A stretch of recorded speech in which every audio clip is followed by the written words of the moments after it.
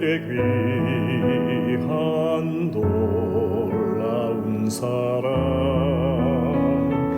영원히 잊지 못할 귀한 사랑 내 작은 몸과 마음으로는 주의 그 사랑 다 표현 못하네. 갈보리 십자가에 피 흘려 죽으시고 나의 모든 죄 대속하니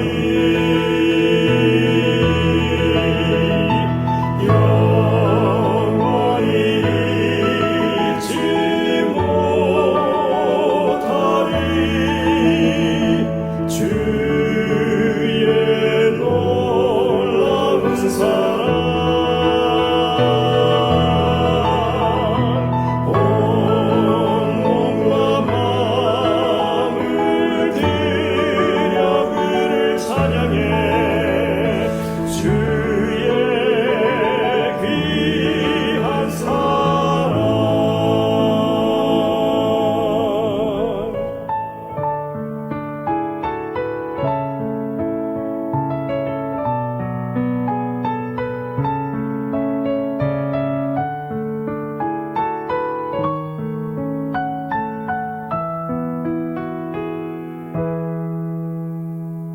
저 하늘의 귀한 놀라운 사랑 영원히 잊지 못할 귀한 사랑 내 작은 몸과 마음으로는 주의 그 사랑 다 표현 못하네. 갈보리 십자가에 피 흘려 죽으시고 나의 모든 죄 대속하니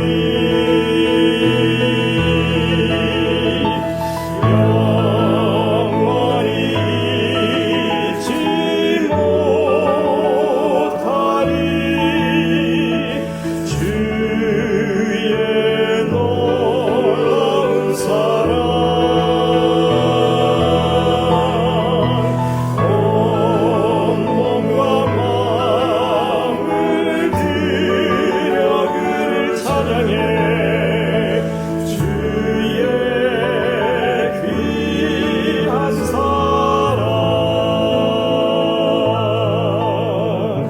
주의 귀한 사랑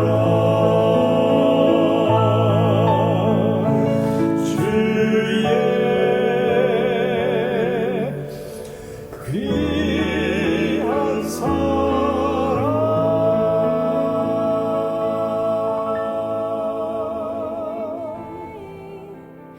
He will do something new today. God will make a way where there seems to be no way. He works in ways we cannot see. He will make a way for me. He will be my guide. Hold me closely to His side. With love and strength for each new day, He will make a way. He will make a way. With love and strength for each new day, He will make a way. He will make a way.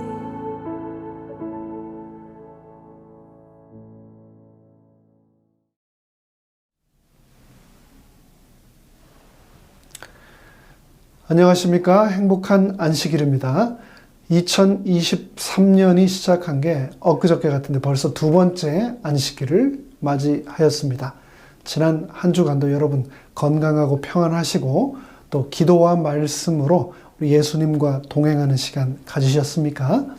이제 안식일이 시작되는 첫 시간, 말씀을 듣기 전에 준비된 찬양들을 통하여 하나님께 영광을 돌리는 시간을 갖겠습니다.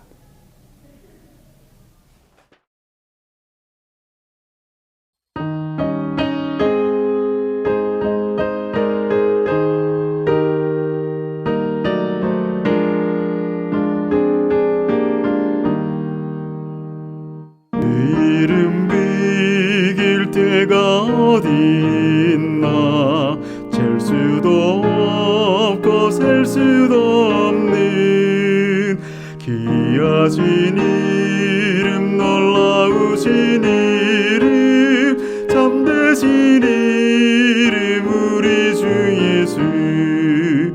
주 예수 이름 내가 생각할 때 내 마음속에 기쁨 넘치네. 우리의 소망 구원 되신 예수 그 이름 비길 때 어디 있나. 비탄에 빠진 가련한 내 영혼 슬픔의 안개 지고 나와 샘솟는 새 생명을 다시 얻어 쓰라린 상처 아물었도다. 주 예수 이름 내가 생각할 때 내 마음속에 기쁨 넘치네. 우리의 소망 구원 되신 예수 그 이름 비길 때 어디 있나. 이 세상 모든 것이 없어져도 그 이름 오늘 더욱 빛나리. 내일도 영원토록 증거되며 찬란한 빛을 더욱 발하리. 주 예수 이름 내가 생각할 때 내 마음속에 기쁨 넘치네. 우리의 소망 구원 되신 예수 그 이름 비길 때 어디 있나.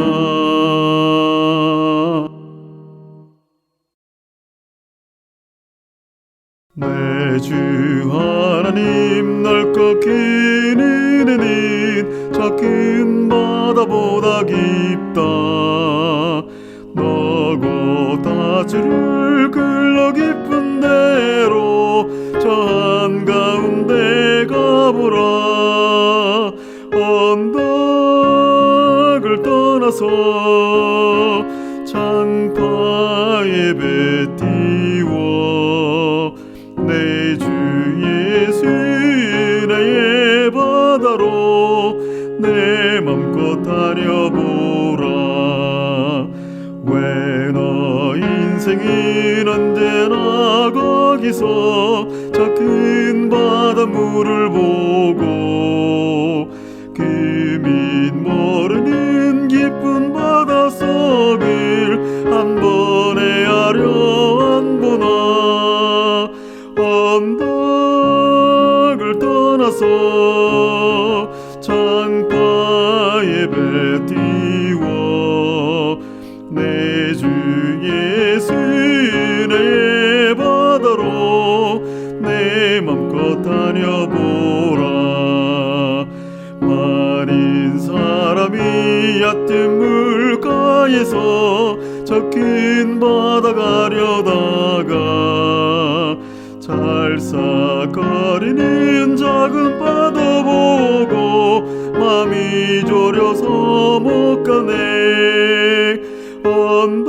언덕을 떠나서 장파에 배 띄워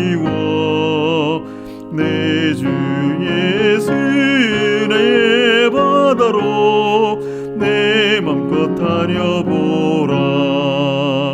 너고 가거라 이제 고 가거라 저 그늘의 바다 향해 자고 내로를 저 깊은 데로 가라 망망한 창파로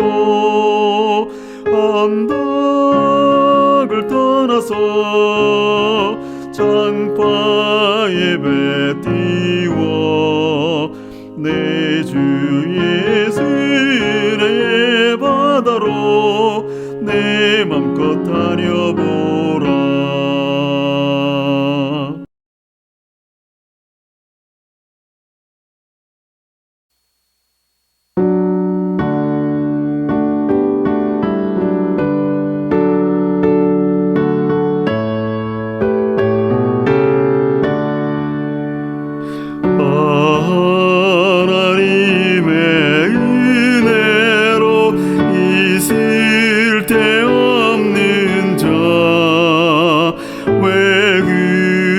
가야 주는지 난 알 수 없도다. 내가 믿고 또 의지함이 내 모든 형편하시는 주님 늘 돌보아 주실 것을 내가 확신함일세. 왜 내게 성령 주셔서 내 마음을 감동해 주 예수 믿게 하는지 난 알 수 없도다. 내가 믿고 또 의지함이 내 모든 형편 하시는 주님 늘 돌보아 주실 것을 내가 확신함일세. 왜 내게 굳센 믿음과 또 복음 주셔서 내 마음이 항상 편한지 난 알 수 없도다. 내가 믿고 또 의지함은 내 모든 형편하시는 주님 늘 돌보아 주실 것을 내가 확신함일세.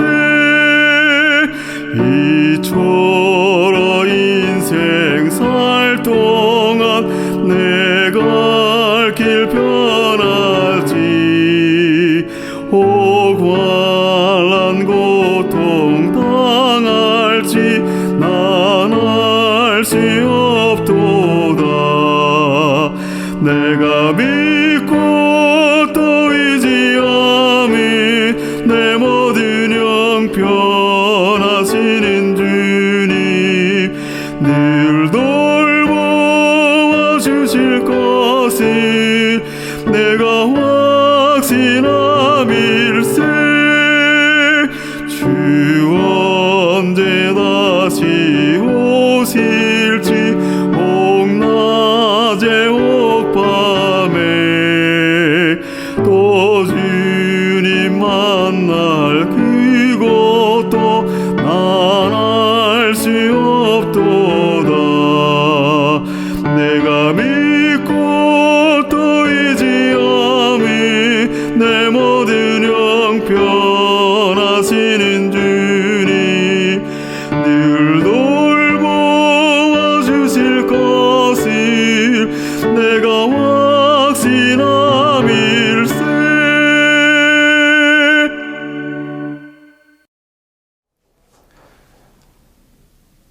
이제 시작하는 첫 찬미 225장 빈들의 마른 불같이 다 함께 찬양하신 후 시작하는 기도를 이희숙 집사님께서 인도해 주시겠습니다.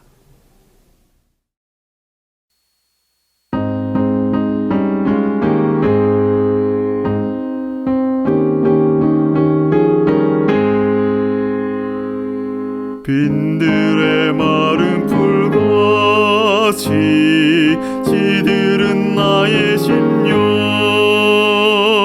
주님의 허락한 성령 간절히 바랍니다. 가물어 메마른 땅에 단비를 내리시니 성령의 단비를 부어 새 생명 주옵소서. 반가운 빗소리 듣고 산철이 춤을 추네.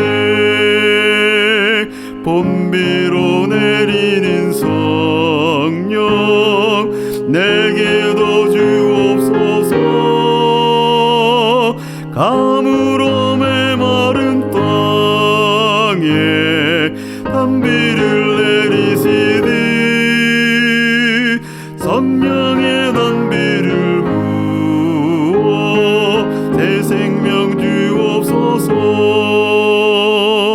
절 따라 우러를 내려 조목이 무성하디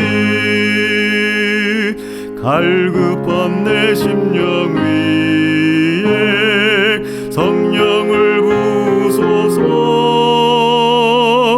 가물어 메마른 땅에 단비를 내리시니 성령의 단비를 부어 새 생명 주옵소서. 참되신 사랑의 언약 어길 수 있으리요. 주께서 흡족한 은혜 주실 줄 믿습니다. 가물어 메마른 땅에 단비를 내리시니 성령의 단비를 부어 새 생명 주옵소서.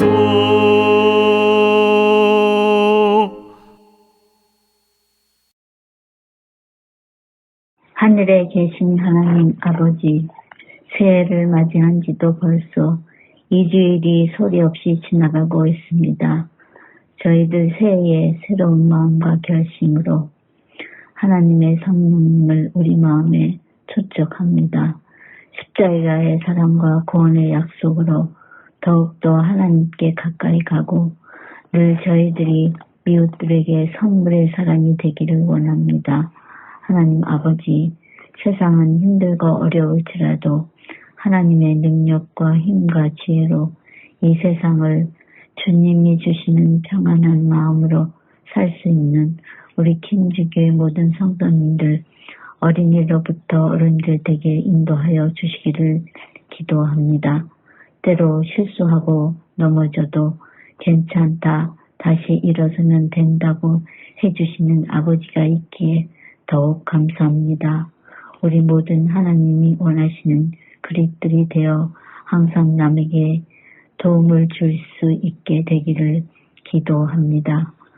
지금은 서상규 목사님의 말씀 속에서 다시금 하나님을 만나는 귀한 시간이 되기를 예수님의 이름으로 간절히 기도드리옵나이다.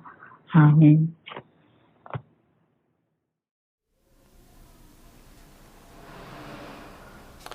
성도 여러분 안녕하십니까? 1월 13일 2023년도 벌써 두 번째 안식일을 맞이하게 되었습니다. 오늘은 앞서 말씀드린 것처럼 미시간의 앤드루스 교회를 섬기시는 서상규 목사님께서 저희들을 위하여 특별한 말씀을 준비하셨습니다. 말씀을 통하여 큰 은혜 받으시기 바랍니다.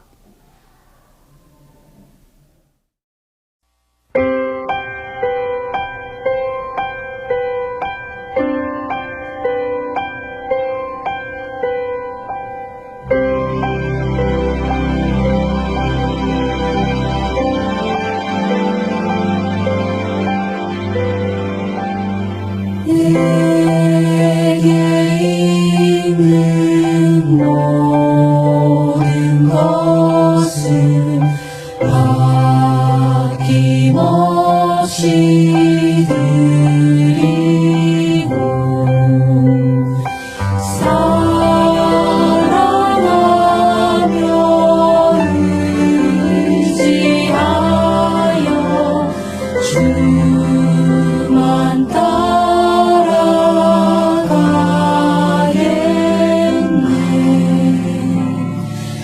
주께 드리네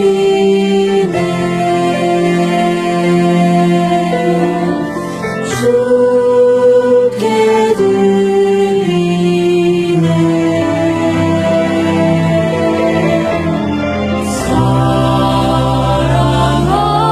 사랑하는 주 예수께 모두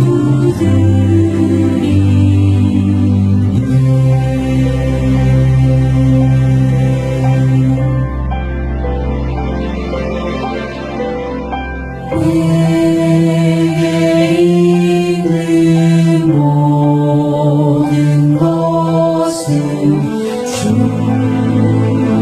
위에 드리니 의심 없는 충만함에 내게 내려주소서 주께 드리네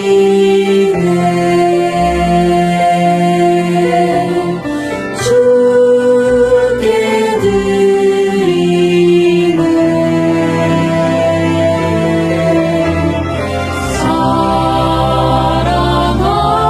사랑하는 주 예수께 모두 드리네 모두 드리네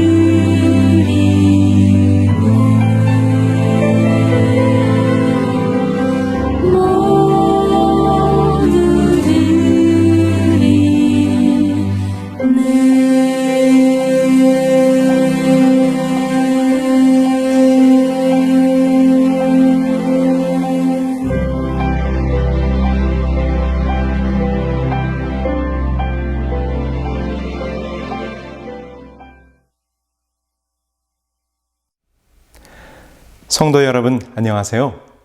개묘년 새해 첫 시작을 어떻게 하고 계신가요? 부디 성도님들의 가정마다 하늘의 축복이 가득하시기를 기도합니다. 올해는 개묘년이라고 합니다. 동물을 뜻하는 12지신과 갑을병정, 무기경신임계의 10간이 서로 조합되어 60년 주기의 60갑자가 되는데요. 올해는 10간의 마지막인 개와 12지간의 네 번째 동물인 묘, 토끼가 만나서 개묘년이 되는 것입니다.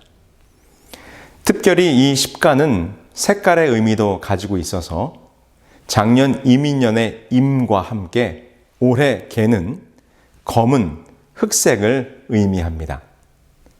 그래서 개묘년, 곧 검은 토끼의 해가 되는 것이죠. 토끼는 선하고 영특한 동물로 여겨지는데요.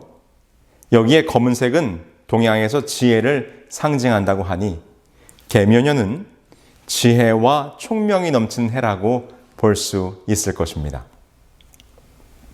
그런 의미로 볼 때 모쪼록 영특한 토끼와 지혜의 상징인 검은색의 조화처럼 올 한 해 모든 일들을 지혜롭게 헤쳐나가는 한 해가 되기를 바란다라고 세상의 사람들이 서로 덕담을 주고받습니다. 원래는 지혜로운 한 해가 되기를 바랍니다 라고 하려다 보니 이 설교단에서 토정비결과 같은 것으로 축복을 기원하면 안 되는 것이기에 그렇다더라고만 하면서 인사를 대신합니다. 그런데 신년 연초에 설교를 준비하면서 올해가 토끼의 해라는데 성경에 토끼와 관련된 이야기가 없을까 하여 찾아보았습니다. 그런데 성경에는 이 토끼와 관련된 특별한 본문은 없습니다. 그저 2번 언급이 되는데요. 어디에서 등장할까요? 맞습니다. 부정한 동물에 대하여 언급할 때 나옵니다. 토끼도 책임질은 하되 굽이 갈라지지 아니하였으므로 너희에게 부정하고 다만 색임질을 하거나 굽이 갈라진 짐승 중에도 너희가 먹지 못할 것은 이것이니 곧 약대와 토끼와 사반 그것들은 색임질은 하나 굽이 갈라지지 아니하였으니 너희에게 부정하고 하나님께서 육식에 관하여 말씀하시면서 먹을 만한 생물에 대하여 규정하실 때 두 가지 조건이 있었는데 그중 첫째가 굽이 갈라져 쪽발이어야 하고 두 번째는 새김질을 하는 것이어야 한다고 말씀하셨습니다. 굽이 쪽발이라는 것은 이 사진처럼 말과 같이 통굽이 아니라 소나 양, 염소와 같이 굽이 갈라져 있는 것을 말하는 것이지요. 그럼 새김질은 무엇입니까? 새김질은 음식물을 섭취한 이후에 이를 토해내어 다시 씹는 것을 말하는 것입니다. 그래서 이것을 한자어로 돌이킬 반, 염을 추자를 써서 반추라고 하고 되새김질을 하는 동물들을 반추동물이라고 합니다. 이 반추동물들은 이 그림처럼 대부분 위가 서너 개의 방으로 나누어져 있고 한 번 먹은 음식을 다시 개어내어서 씹어 넘겨 소화의 과정을 단계를 나누어 진행하게 됩니다. 자, 그런데 아주 흥미로운 것을 이 토끼의 언급에서 발견하는 것입니다. 성경은 토끼가 새김질은 하지만 굽이 갈라지지 아니하였으니 너희에게 부정하여 식용으로 적합하지 않다고 언급합니다. 그런데 여러분, 토끼는 새김질을 할까요? 하지 않을까요? 토끼를 가만히 살펴보시면 토끼는 항상 입을 오물오물 거리고 있어요. 그래서 마치 새김질을 하는 것처럼 보입니다. 그런데 사실 토끼는 새김질을 하지 않습니다. 엄밀히 말해서 반추, 먹은 것을 다시 토해내어 씹는 행위를 하지 않는다는 것이죠. 그런데 왜 성경은 토끼가 새김질을 하는 동물이라고 했을까요? 성경이 매우 비과학적이라고 비판하는 사람들은 이 토끼에 대한 언급을 두고 성경이 얼마나 엉터리인가라며 공격합니다. 이러한 비평에 대하여 어떤 분들은 이렇게 설명합니다. 생물을 여러 종으로 분류하는 생물 분류학은 18세기가 돼서야 생물학자 린네에 의해 시작되었다는 것이지요. 그래서 되새김질하는 동물에 대한 분류도 바로 생물 분류학이 시작된 이후에 규정된 것입니다. 그런즉 성경에서 언급하는 새김질이란 오늘날 생물학자들이 말하는 반추동물과는 아무런 관련이 없다고 주장하는 것입니다. 성경에서 말하는 되새김질이란 오늘날 생물 분류학을 염두에 둔 표현이 전혀 아니며 단순히 새김질하는 동물처럼 그 입을 놀리고 있는 데서 비롯된 것으로 해석해야 한다는 설명인 것이죠. 새김질이란 무엇인가에 대한 정의를 달리 하는 것입니다. 그런데 이러한 설명이 천지를 창조하시고 직접 설계하신 하나님께서 분류학과는 상관없이 새김질이라는 것을 모르고 언급하셨으랴. 그 설명이 마음에 불편했던 사람이 있었습니다. 바로 독일 프랑크푸르트 동물원장이며 신앙심이 매우 깊었던 그 리즈맥 박사님이라는 분입니다. 성경에 토끼는 되새김질을 한다고 기록되어 있으므로 그는 이것을 직접 확인하기 위해 토끼를 자세히 관찰해 보았습니다. 그는 밤낮으로 토끼의 생태에 대하여 관찰하고 연구하였습니다. 그리고는 사람들이 잠자는 시간인 밤 12시부터 새벽 3시 사이에 토끼는 자신의 변을 다시 먹어 되새김질을 한다는 사실을 밝혀냈죠. 여러분, 토끼는 두 가지 대변을 봅니다. 하나는 맹장에서 만들어진 촉촉하고 부드러운 대변, 시콥트롭이라고 하는 것이 있고요. 다른 하나는 둥글고 단단한 대변입니다. 토끼가 다시 먹는 대변은 이 중에서 시콥트롭이라고 하는 맹장에서 만들어진 부드러운 변입니다. 이것을 밤사이에 다시 먹으면서 되새김질을 하는 것이죠. 일반적으로 반추동물은 위가 서너 개여서 새김질이 가능하지만 토끼는 위가 분화되어 있지 않습니다. 왜냐하면 몸집이 작은 초식동물들은 몸속에 큰 장기가 들어찰 공간이 없을 뿐더러 신진대사가 빨라 에너지를 빨리 공급해야 하기 때문이죠. 먹이를 일단 소화 가능한 부분부터 대충 양분을 섭취해 배설한 뒤 다시 이를 먹어 세분화된 소화를 하는 방식인 것이죠. 이는 마치 소가 여러 개의 위를 이용해 되새김질을 하는 것과 같은 원리입니다. 그런데 이 시콥트롭이라는 대변을 다시 되새김질을 하지 못하면 토끼들은 영양실조로 발육이 안 되거나 번식을 하지 못한다거나 심지어 죽는다는 것을 확인했어요. 그러니까 자신의 배변을 다시 씹어 2차 소화를 하는 토끼의 색임질이 매우 중요하다는 것을 알게 된 것입니다. 독일의 그루즈맥 박사가 성경의 기록이 착오가 아닌 무오류성을 최종 입증한 것입니다. 그래서 이 독일 프랑크푸르트의 유명한 동물학자인 그루즈맥 박사의 저서 동물 백과사전에는 산토끼와 집토끼 모두를 반추동물로 명시하고 있습니다. 이 토끼의 반추성은 1882년 색임질에 대한 과학적 정의 곧 시콥트롭의 작용을 밝힘으로써 증명되게 된 것이죠. 여러분 참 흥미롭지 않습니까? 되새김질을 하는 토끼. 되새김질하는 것의 과학적 정의가 무엇이냐? 꼭 먹은 것을 목으로 다시 토해내서 씹어야 색임질인가? 아니요. 1차 소화된 자신의 배변을 다시 씹어 2차 소화의 과정을 하는 것도 색임질이라는 과학적 정의를 밝혀내므로 이 성경의 무호성을 증명한 것입니다. 이렇게 신년 연초 토끼에 대한 이런저런 자료를 찾으면서 저는 오늘 설교의 제목을 생각해내었어요.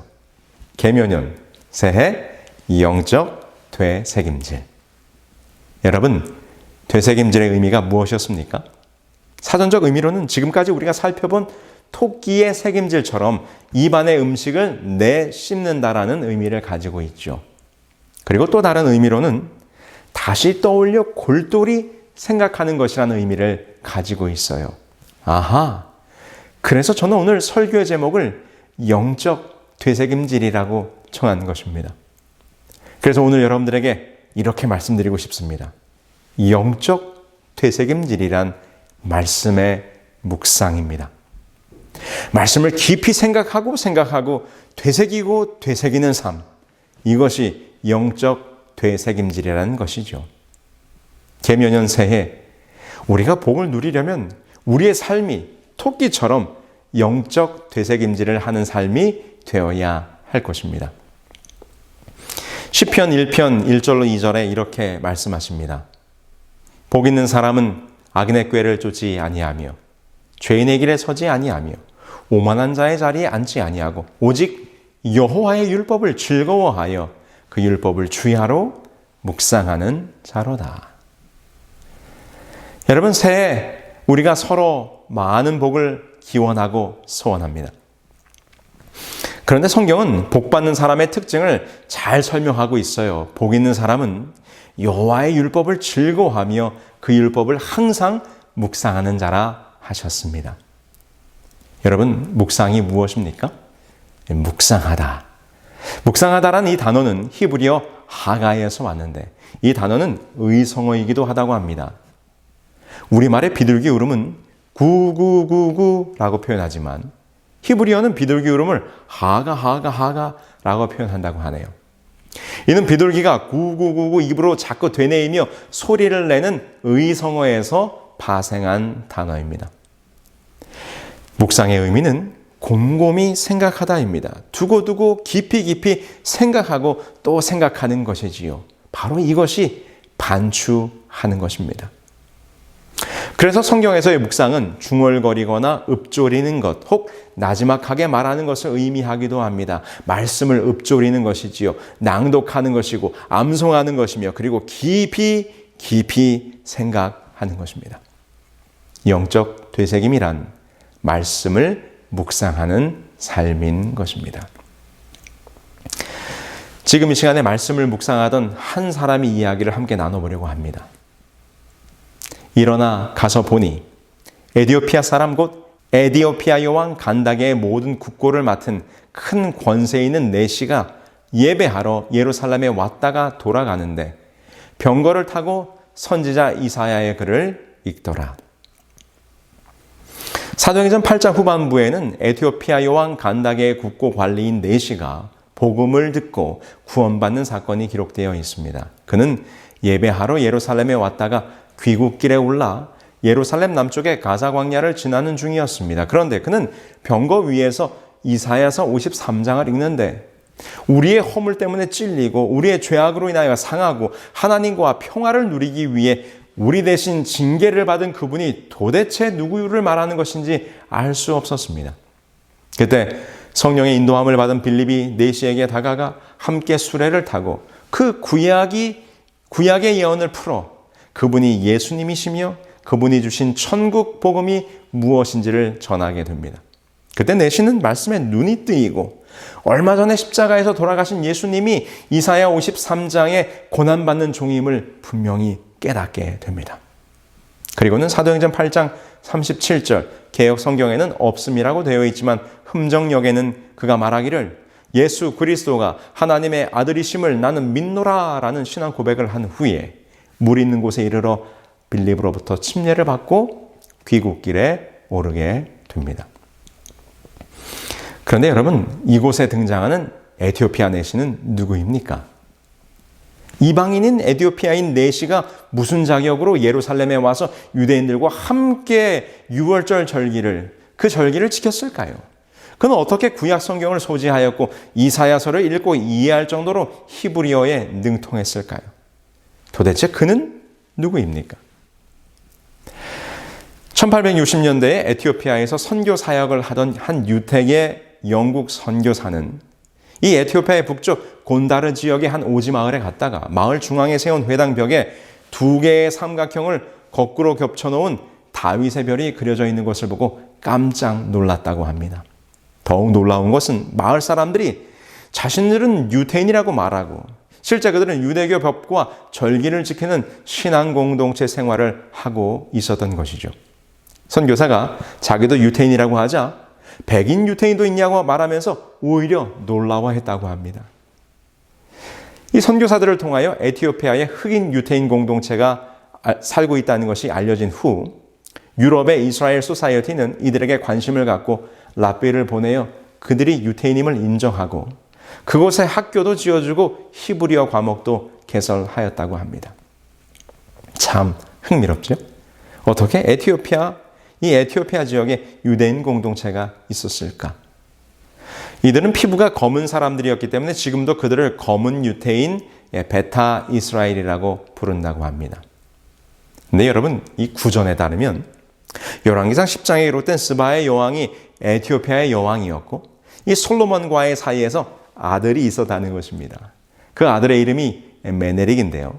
그는 에티오피아에서 태어났지만 아버지의 나라인 예루살렘에서 교육을 받았어요. 그러나 그곳에 정착하지는 않았고 후에 그를 따르는 일단의 무리들과 함께 이 에티오피아로 돌아가서 유대인 공동체 이 유대 나라를 세웠다는 것입니다. 실제로 에티오피아에 사는 흑인 유대인들을 이스라엘로 데려오기 위한 이주 정책이 세워졌었어요.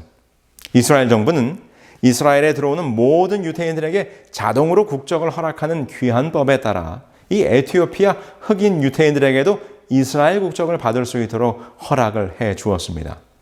물론 사실은 이 팔레스틴과 대치하던 이스라엘 입장에서 자꾸 줄어드는 유대인들의 인구수를 채우기 위한 정치적인 이유가 물론 있었지만요. 어쨌든 그들은 이 에티오피아 유대인들을 유대인으로 인정했다는 것입니다. 에티오피아 흑인 유대인들을 이 발라샤라고 불렀는데 이는 권리가 없는 사람들이란 뜻이었어요. 특별히 이 에티오피아의 가뭄과 기근 그리고 수많은 내전으로 이 발라샤들의 삶이 크게 어렵게 되자 이스라엘 첩보기관 모사드는 이 에티오피아 정부 몰래 일명 1984년 모세 작전이라는 대이주 작전을 펼치게 되고 약 1만 4천 명의 흑인 유대인들을 이스라엘로 데려오게 합니다. 1991년 5월에도 솔로몬 작전으로 이스라엘 정부는 이 팔라샤들을 비밀리에 공항 근방의 캠프로 집결시킨 후에 하루 만에 34대의 수송기로 그들 모두를 이스라엘로 데려왔어요. 이륙한 수송기 안에서 의자도 없이 빼곡히 앉아 불안과 초조함에 지친 팔라샤들에게 이렇게 안내방송이 나왔다고 합니다. 유대인 여러분, 여러분들은 3천여 년간의 긴 여정을 마치고 고향인 예루살렘으로 가고 있습니다.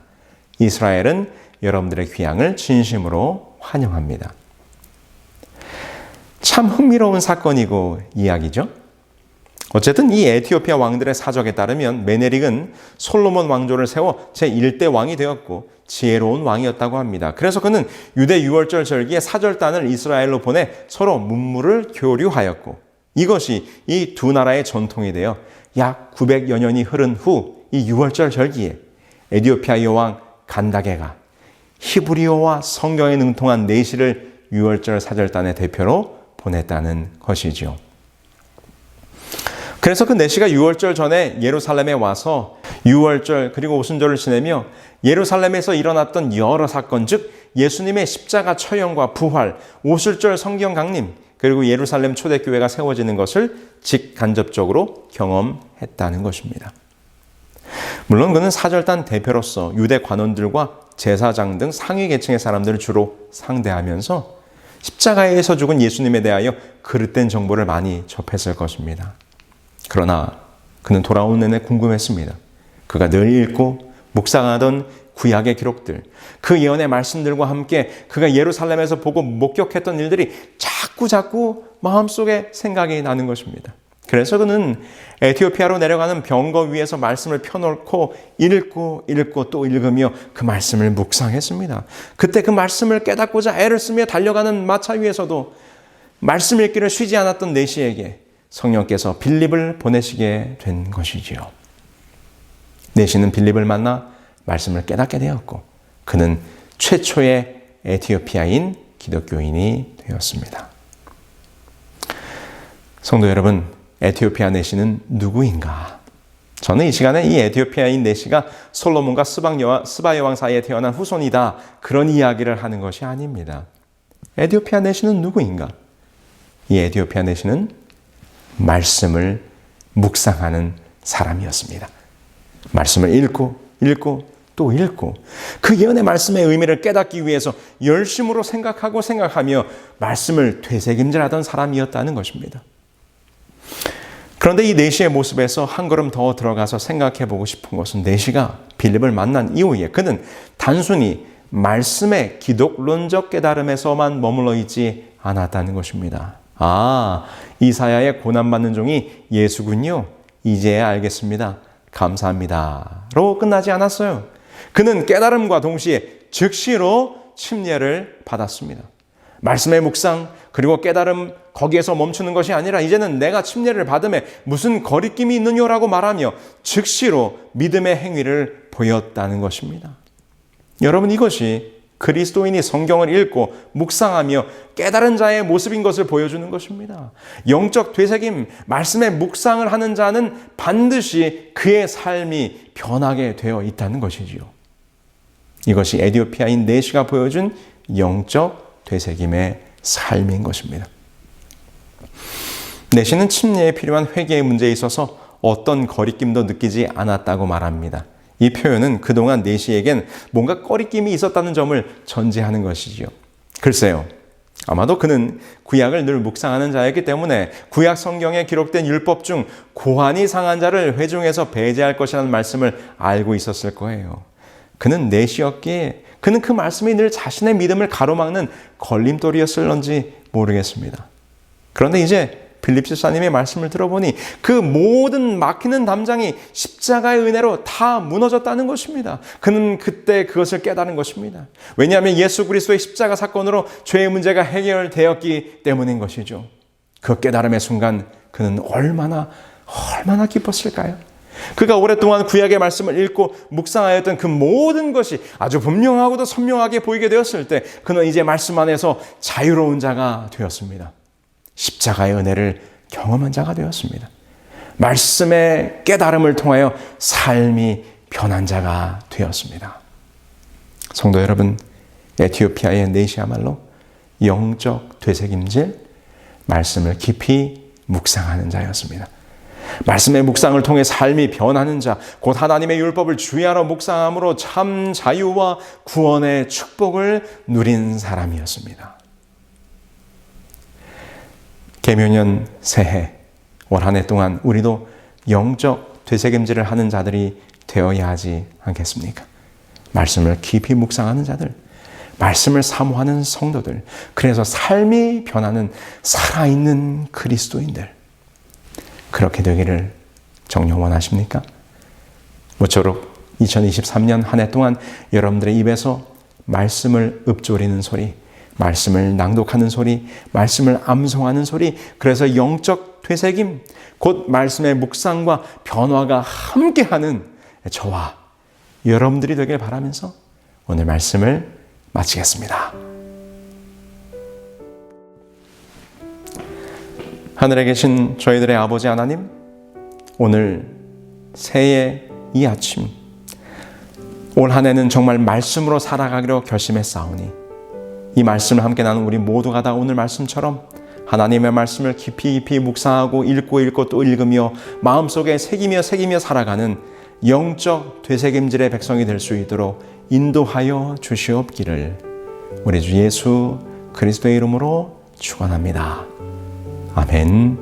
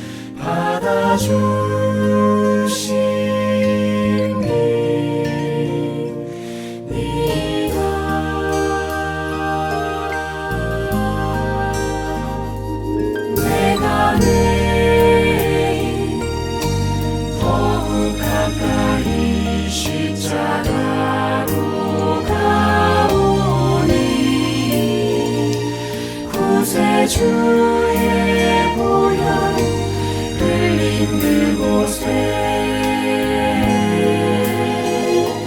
나를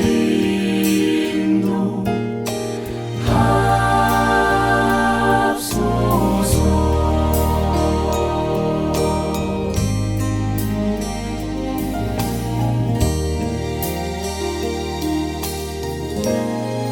내 주님 계신 곳에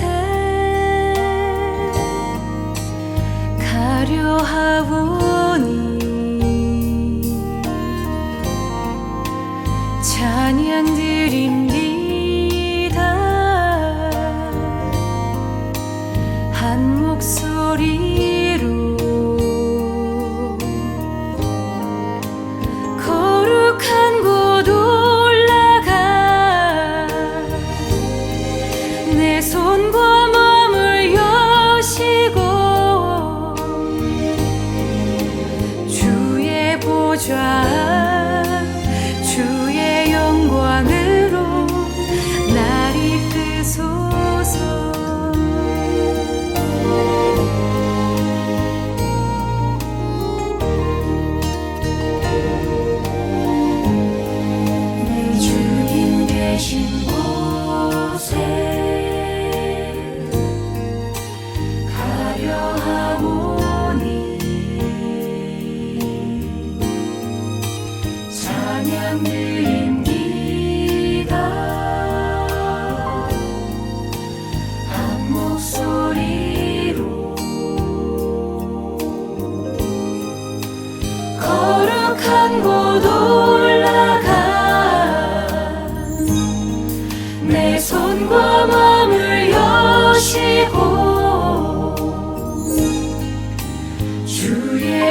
주셔 주의 영광으로 날 이끄소서